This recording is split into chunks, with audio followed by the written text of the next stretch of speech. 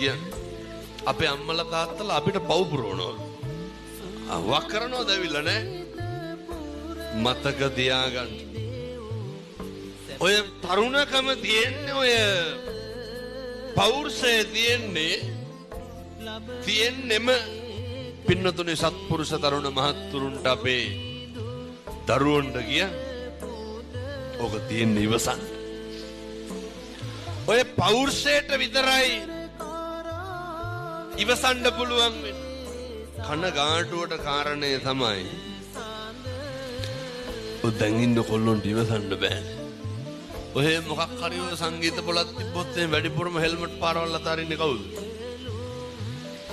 කොල්ලෝ. වැඩිපුරම එල්ලි යන්නේ කවුද?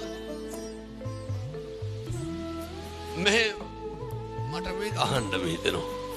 දැන් මේ ඉඳගෙන හිටගෙන බණ අහන තරුණ මහත්තුරුන්ගෙන් මම මේ අහන්නේ හොඳ.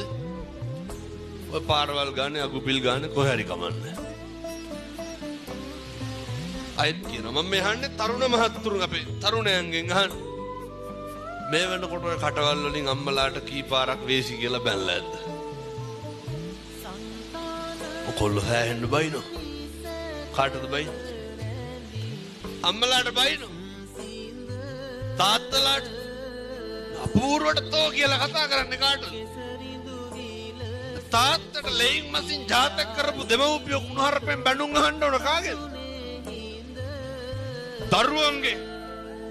මම මේ තරුණ මහත්තුරුන්ට බොහොම කරුණාවෙන් කියන්නේ සත්පුරුෂ දරුවනේ. වෙනතුනි මේ පැත්තේ චෛත්‍ය රාජානන් වහන්සේ මේ පැත්තේ බෝධින් වහන්සේ.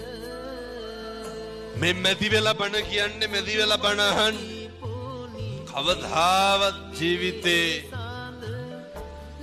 බුදුහාමුදුරුවෝ දේශනා පරාභව සූත්‍රය.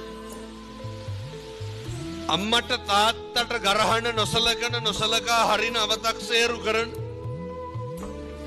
අයිතින් පිරිහෙනවනේ. එනිසා මේ තරුණයෝ දැනගන්න ඕන, දුවලා පුතාලා දැනගන්න ඕන. හෙට ඉඳන් මේවා ඉතින් හෙට ඉඳන් කරන්න ඕන හොඳ. කිසිම හේතුවක් මත අම්මටයි තාත්තටයි තාතෝ කියලාවත් කියන්න එපා.